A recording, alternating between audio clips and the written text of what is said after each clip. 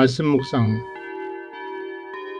2026년 2월 25일 수요일 만물의 마지막이 가까이 왔으니 그러므로 너희는 정신을 차리고 근신하여 기도하라. 무엇보다도 뜨겁게 서로 사랑할지니 사랑은 허다한 죄를 덮느니라. 베드로전서 4장 7절에서 8절 말씀. 비판하지 말라. 그리하면 너희가 비판을 받지 않을 것이요. 정죄하지 말라. 그리하면 너희가 정죄를 받지 않을 것이요. 용서하라. 그리하면 너희가 용서를 받을 것이요. 누가복음 6장 37절 말씀. 하나님은 절대로 우리에게 비판하라고 분별력을 주신 것이 아니라 우리가 중보할 수 있도록 하기 위해서이다. God never gives us discernment in order that we may criticize, but that we may intercede. Pastor Oswald Chambers. 비판하는 마음의 중심에는 자기를 의롭게 보이려는 교만이 있습니다. 원래 남의 허물은 잘 보입니다. 비판은 전염성이 강하여서 사람들의 생각을 혼란케 하며 관계를 어렵게 합니다. 비판적인 흐름이 계속되는 관계는 와해됩니다. 항상 긍정적인 말로 대화를 전환해야 합니다.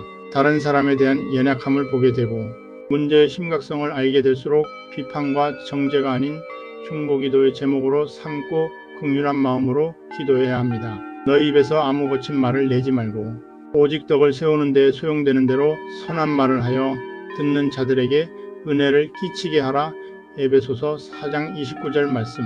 그러므로 내가 첫째로 권하노니 모든 사람을 위하여 간구와 기도와 도구와 감사를 하되 디모데전서 2장 1절 말씀. 너희가 짐을 서로 지라. 그리하여 그리스도의 법을 성취하라. 갈라디아서 6장 2절 말씀.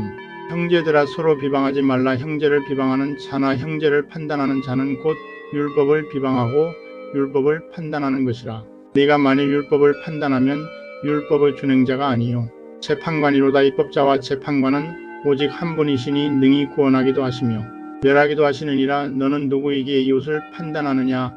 야고보서 4장 11절에서 12절 말씀. 내가 어찌하여 내 형제를 비판하느냐. 어찌하여 내 형제를 업신여기느냐. 우리가 다 하나님의 심판대 앞에 서리라.